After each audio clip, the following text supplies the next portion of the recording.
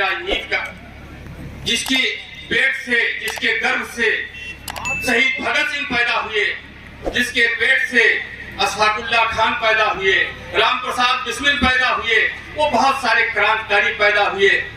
कहते हैं कि गालिब ने दुआ मांगी। मैं इसलिए थोड़ी सी बात कर रहा हूं कि बहुत सारे सैलानियों को इसी में 2 मिनट 1 मिनट में चर्चा हो जाएगा। गालिब ने फरियाद किया ऊपर वाले से कि कांटों की जुबान सूख गई प्यास से यारब, कांटों की जुबान सूख गई प्यास से यारब, एक आब लापा इस वादी पुरखार में आवे। तो कहते हैं कि गालिब की फरियाद थी कि अबुल कलाम पैदा हुए। अबुल कलाम भारतीय स्वतंत्रता आंदोलन का वो हीरो है जिसका कोई अद्वितीय व्यक्ति, कोई नजीर नहीं मिलता है। समझ लो वो क्या थे? मौलाना आजाद स्वतंत्रता संग्राम सेनानी थे, बहुत बड़े मुफस्सिर थे, बहुत बड़े पत्रकार थे, बहुत बड़े लेखक थे। हजरत मोहानी बड़े पत्रकार थे, बड़े शायर थे। उन्होंने मौलाना आजाद की तहरीरों को देख करके कहा कि जब से देखा है अबुल कलाम की नज़्म हसरत में कुछ मजा न रहा। ऐसे ऐसे क्रांतिकारी पैदा हुए हैं। मौलाना आजाद एक बार स्टेशन से जा रहे थे ट्रेन से, तो किसी ने कहा कि हजरत 2 मिनट का टाइम है, हमारे यहाँ कुछ संबोधित कर देते। 30 सेकंड में एक आप लापा इस वादी पुरखार में आए। गालिब की फरियाद सुन लिया ऊपर वाले ने, और महिउद्दीन नाम का आदमी अबुल कलाम हो गया। अबुल कलाम का मतलब बोलने वाला, कलाम का बाप। 30 सेकंड में उन्होंने अपनी तकरीर किया उस रेलवे स्टेशन पर कि खूब छान कर, फटक कर, जांच कर एक दृष्टिकोण अपनाओ और पूरे जीवन उस पर डटे रहो। मैं यही बातों के साथ अब मैं आवाज देना चाहता हूं काकोरी के हीरो शहीद, अमर शहीद अशफाकुल्लाह खान के पोते जनाब अशफाकुल्लाह खान को बहुत खुशी है कि उन्होंने अपना नाम भी अशफाकुल्लाह खान रखा है, इस शेर के साथ कि हालात के कदमों में कलंदर नहीं गिरता, हालात के कदमों में कलंदर नहीं गिरता, टूटे भी जो तारा तो जमीन पर नहीं गिरता, टूटे भी जो तारा तो जमीन पर नहीं गिरता, गिरते हैं समुंदर में बहुत शौक से दरिया, गिरते हैं समुंदर में बहुत शौक से दरिया, लेकिन किसी दरिया में समुंदर नहीं गिरता। जोरदार तालियों से स्वागत कीजिए, खुशी मनाइए कि आपके बीच में वो खून आया है जिसने काकोरी जैसे कांड को अंजाम दिया, जिससे अंग्रेजों की चोलें हिल गई। बहुत बहुत शुक्रिया, जोरदार तालियों के साथ भाई अशफाकुल्लाह खान का बहुत बहुत शुक्रिया।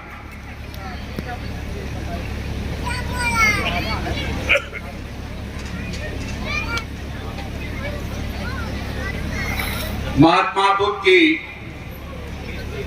इस सरजमी पर और स्वतंत्रता संग्राम सेनानी मौलाना अब्दुल कयूम रहमानी साहब फाउंडेशन की जानिब से आज शहीद आजम भगत सिंह, राजगुरु सुखदेव, जिनके कुछ दिन बाद ही 23 मार्च को पूरा मुल्क उनकी शहादत पर पूरे देश में अनगिनत कार्यक्रम रखेगा और लगातार रखता आया। बहुत खुशी है मोहतरम जनाब बद्र आलम साहब उस परिवार की, उस खानदान की रिवायतों को, उनकी कुर्बानियों को और जंगे आजादी के उन मुजाहिदीनों की उस तारीख को और उस कुर्बानी को आज इस सरजमी पर हमारे बीच में आज की इस जलसे की सदारत कर रहे हैं, अध्यक्षता कर रहे हैं मोहतरम जनाब आनंद वर्धन सिंह जी, हमारे बीच में एक वरिष्ठ पत्रकार और शहीद परिवार, स्वतंत्रता संग्राम परिवार से भी ताल्लुक है, आज वो यहाँ तशरीफ रखते हैं। बहुत बहुत खुशी है कि हमारे बीच में वो शख्सियत जो पूरे देश में अपने उस वक्तव्य से, मुझे तो निहायत खुशी है बद्र आलम साहब कि आज परम आदरणीय राम पुनियानी जी को हम जहां मोबाइल पर उठाकर सुन लेते थे, आज उनसे रूबरू होने का हमें मौका आपने दिया। हमारे बीच में पूर्व सांसद आदरणीय तिवारी जी, पूर्व मंत्री आदरणीय शुक्ला जी, आपकी विधायिका सैयदा खातून जी, समीना साहिबा से देश में अनगिनत कार्यक्रमों में बराबर मुलाकात रही है। उनके शौहर मरहूम शोएब भाई से बराबर देश के अनगिनत कार्यक्रमों में मुलाकात रहती है। मंच पर बैठे हुए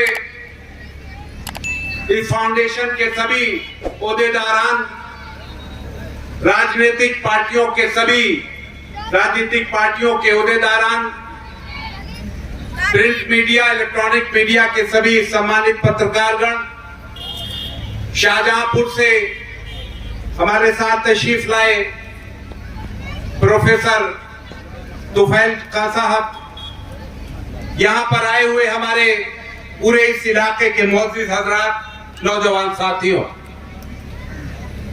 शाहजहांपुर से हम उस सरजमी से आपके बीच में हाजिर हुए हैं जो 1857 में ही मुल्क की आजादी की बेड़ियां तोड़ने के लिए बेताब थे। वो लोग जिन लोगों ने अपनी कुर्बानी दी, सरे फेरिस्त मौलवी अहमदुल्ला शाह। लोग कहते हैं कि फैजाबाद से लड़ते लड़ते और कई जिलों से होते हुए, लखीमपुर होते हुए, लखनऊ होते हुए और शाहजहांपुर आए। लोग उन्हें डंका शाह के नाम से भी जानते थे और ब्रिटिश हुकूमत उनसे इतना डरा करती थी कि आप इस बात से अंदाजा लगा सकते हैं कि ब्रिटिश हुकूमत ने 1857 में मौलवी अहमदुल्ला शाह पर 50,000 रुपए का उनके सर पर इनाम रखा था। वहां के एक राजा ने उन्हें जहर देकर उनका सर कलम करवा लिया और शाहजहांपुर की कोतवाली पे लटका दिया गया। उनके जिस्म का दूसरा हिस्सा न जाने कहां है। वहां एक गांव पास में हुआ करता था जो अब शहर का वार्ड हो गया है। वहां के लोग उस सर को लाए थे और जहां एक तरफ वो दफन किया था, और वो गांव ब्रिटिश हुकूमत ने पूरे रात में गांव खाली हो गया था और पूरा गांव उजाड़ दिया गया था। 1857 से लेकर 1947 तक इस जंगे आजादी में वो नाम इतिहास के पन्नों पर, तारीख के पन्नों पर आ पाए और बहुत से नाम तारीख के पन्नों पर नहीं आ पाए, जिन्होंने अंग्रेजों के ज़ालिम सरकार ने पेड़ों पर लटकाकर हिंदुस्तान की आजादी के लिए जो आवाज उठाई, लोगों ने उन्हें पेड़ों पर लटका दिया गया। शाहजहांपुर पंडित राम प्रसाद बिस्मिल, ठाकुर रोशन सिंह, अशफाकुल्ला और राजेंद्र दहरी के नाम से सिर्फ आजादी के कुर्बानी के नाम से जाना जाता है, लेकिन खुशी है कि उससे ज्यादा हिंदू मुस्लिम एकता के नाम से भी जाना जाता है। पंडित राम प्रसाद बिस्मिल अशफाकुल्ला के बड़े भाई के सहपाठी थे। जब ये 8वें क्लास में थे तो संगठन बन रहा था। अशफाकुल्ला ने कहा कि मैं आपके इस संगठन पे काम करना चाहता हूं। पंडित जी ने इनकार कर दिया और ये कहा अपने दोस्त से कि इनका बड़ा भाई हमारा सहपाठी है, दोस्त है, और इनका परिवार जिम्मेदारी के साथ साथ अच्छे ओहदों पे हैं। अशफाकुल्लाह के नाना डिप्टी थे, पिताजी कोतवाल थे, और पता नहीं कितने रिश्तेदार सब अच्छे अंग्रेजों के टाइम ओहदों पे थे। लेकिन अशफाकुल्लाह ने हिंदुस्तान की बेड़ियां तोड़ने के लिए, हुब्बे वतनी, देश प्रेम के लिए पंडित राम प्रसाद बिस्मिल की तरफ उस मजबूती से हाथ बढ़ाया कि एक दिन उनको वो हाथ पकड़ना पड़ा, और वो हाथ इतनी मजबूती से मिला। शाहजहांपुर का आर्य समाज मंदिर इस बात का गवाह है कि दोनों एक साथ बैठते, एक साथ थाल में खाना खाया करते। और एक वक्त की बात है कि कुछ प्रचारक आए हुए थे। ब्रिटिश हुकूमत ये चाहती थी कि हिंदू मुस्लिम दंगा हो और आपस में लड़ाया जाए और हम राज करते रहें। कुछ लोगों की शोर की आवाज आई। अशफाकुल्लाह प्रांगण में बैठे थे और राम प्रसाद बिस्मिल हवन पे बैठे थे। जब शोर की आवाज आती है तो अशफाकुल्लाह बाहर निकल के जाते हैं और उन्हें समझाने की कोशिश करते हैं कि हवन चल रहा है, बिस्मिल जी हवन पर बैठे हैं, क्योंकि उनके पिताजी वहां के पुजारी थे। क्योंकि वो लोग तो परिवार तो मुरैना का था, लेकिन आज समाज में उनके पिताजी पुजारी थे। जब लोग नहीं मानते हैं तो अशफाकुल्लाह समझाने की कोशिश करते हैं और फिर अपना रिवॉल्वर निकालते हैं और ये कहते हैं कि अगर तुम्हें मंदिर तक जाना है तो हमारी लाश से होके गुजरना पड़ेगा। काश उसके बाद भी हम लोग ये समझ पाते कि जैसे लिए हमारे लिए मस्जिद प्यारे थे, वैसे ही हमारे लिए मंदिर और गुरुद्वारे और चर्च प्यारे हैं। क्योंकि ये मुल्क बहुत खूबसूरत मुल्क है, दुनिया का वो मुल्क है कि एक तरफ भजन की आवाज आती है, एक तरफ अजान की आवाज आती है, सुबह को गुरुद्वारे से आवाज आती है, और हम सब एक हैं और हम सब एक होकर चल रहे हैं। उसी कुर्बानियों के साथ अशफाकुल्लाह शायर भी थे। उन्होंने लिखा, अशफाक बिस्मिल जी कवि भी थे। उन्होंने लिखा कि मौत और जिंदगी दुनिया का है तमाशा, मौत और जिंदगी दुनिया का है तमाशा, फरमान कृष्ण का था अर्जुन को बीच रण में, मौत जब एक बार आना है तो डरना क्या है, हम सदा खेल ही समझा किए कि मरना क्या है। बिस्मिल जी कहते थे कि शायद ये दर्द साथ जाएगा, क्योंकि पता नहीं था कि मुल्क आजाद कब होगा और हमको फांसी हो जाएगी। शायद ये दर्द साथ जाएगा, न जाने हिंदुस्तान आजाद वतन कब कहलाएगा। फिर आऊंगा, फिर आऊंगा, ऐ भारत माँ तुझे आजाद कराऊंगा। अशफाकुल्लाह कहते हैं कि बिस्मिल कहते हैं कि फिर आऊंगा, फिर आऊंगा, ऐ भारत माँ तुझे आजाद कराऊंगा। जी चाहता है मैं भी कह दूं, पर मजहब से बन जाता हूं, मुसलमान हूं, पुनर्जन्म की बात नहीं कर पाता हूं। हाँ, अगर खुदा कहीं मिल गया तो दूसरा जन्म ही मांगूंगा, फिर आऊंगा, फिर आऊंगा, ऐ भारत माँ तुझे आजाद कराऊंगा। अशफाकुल्लाह ने अपनी माँ को जब आखिरी खत लिखा, एक हफ्ते पहले फैजाबाद जेल से, क्या है दुखिया माँ, मेरा वक्त बहुत करीब आ गया है, मैं आप सबको 19 दिसंबर की सुबह अलविदा कह के इस मुल्क से रुखसत हो जाऊंगा। आपके लिए बड़े दुख और तकलीफ की बात है कि आपका 27 साल का बेटा आपसे रुखसत हो जाएगा। लेकिन आप पढ़ी लिखी माँ हैं, एक शिक्षित माँ हैं। उस वक्त उनके पास इंग्लिश का अखबार आता था, डिप्टी की बेटी थी उनकी वालिदा, कि आप पढ़ी लिखी माँ हैं। जब खुदा ने, ईश्वर ने मुझे आपकी गोद में दिया था तो लोग आपको मुबारकबाद देते थे मेरी पैदाइश पर, और आप ये लोगों से कहा करती थी कि ये अल्लाह ताला की, ईश्वर की अमानत है जिसने मुझे दी। अगर मैं उसकी अमानत था और आपके पास वो अमानत उस खुदा ने दी थी और वो अपनी अमानत इस मुल्क के लिए मांग रहा है अपने पास वापस, तो आपको अमानत में खयानत नहीं करना चाहिए। आपका दिया हुआ था, जिसने दिया था वो मुझे मांग रहा है। ऐसे लोग जो सिर्फ फिरे नौजवान नहीं थे, जिन लोगों ने मुल्क के ऊपर फांसी के फंदे को चूम लिया खुशी खुशी, अभी मौलाना निजाम ने बहुत चले गए तफसील से जिक्र किया था। अशफाकुल्लाह ने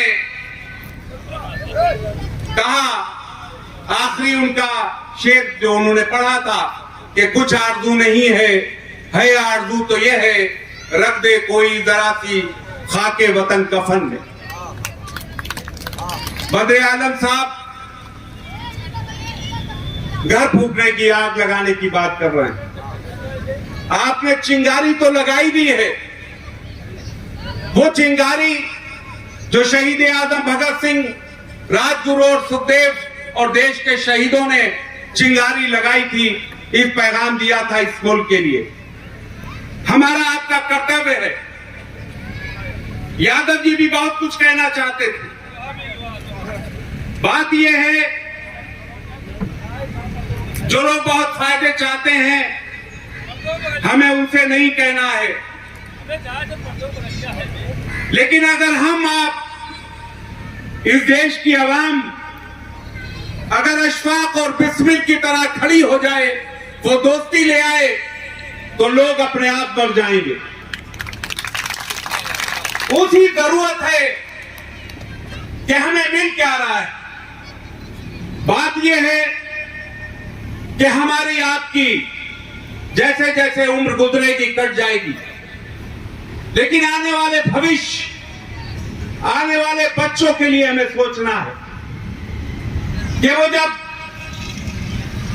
हिंदुस्तान में सर उठाएं, जब बड़े हों, तो उन्हें मोहब्बत का पैगाम मिले और नफरत से हमें लड़ाई लड़ना है। उस नफरत के खिलाफ जो दोस्ती की थी लोगों ने, उस दोस्ती का पैगाम पहुंचाना है। देश में आज पूरे मुल्क में भाईचारे का वो पैगाम शहीद आजम भगत सिंह, राजगुरु और सुखदेव की कुर्बानियों से पहुंच सकता है। 23 तारीख को पूरे देश में प्रोग्राम है। बहुत अच्छी बात है कि आपने आज 19 तारीख रखी। हम लोग को भी पंजाब जाना है, अलग अलग दिल्ली में भी है, कई जगह कार्यक्रम है। आप सब यहां तशरीफ लाए। अभी 19 दिसंबर को, 18 और 19 को गोरखपुर तो हम आए थे पंडित राम प्रसाद बिस्मिल के उस फांसी घर को देखने और सलाम करने, जहां उन्होंने वो काल कोठरी और वो सब आज भी वैसे ही मौजूद है उस कार्यक्रम में। बहुत खुशी है कि आपके इस सरजमी पर हाजिरी का मौका मिला और हम समझते हैं कि उन सबको, शहीदों को सच्ची श्रद्धांजलि, सराजे अकीदत ये होगी कि हम आप उनके उस वतन की मोहब्बत को आगे तक पहुंचाएं, और अगर ये पूरी तरीके से हमने पहुंचाने का काम किया तो यही उनको असली सच्ची श्रद्धांजलि और सराजे अकीदत होगी। मैं आपका शुक्रगुजार हूं कि आपने यहां पर हाजिरी का मुझे मौका दिया, मैं आपके बीच आ सका और इस कार्यक्रम, खूबसूरत कार्यक्रम में हाजिरी का मौका मिला। मैं एक शेर के साथ आपसे विदा लेता हूं। अशफाकुल्लाह का शेर है, वतन रहे हमेशा शाद काम और आजाद, वतन रहे हमेशा शाद काम और आजाद, हमारा क्या है हम रहे रहे न रहे। आप सभी का बहुत बहुत शुक्रिया कि आप सब यहाँ तशरीफ लाए। आप सब ने हमको सुना और हम सब आदरणीय वर्धन जी को और हमारे बीच में राम पुण्याली जी हैं, उनको सुनना चाहते हैं। मैं आपकी 2 मिनट बाद फोन पे ही करा रहा हूं शहीद आजम भगत सिंह जी के भतीजे किरणजीत सिंह जी से कि वो आपसे इंतखाब करें। किरणजीत सिंह जी।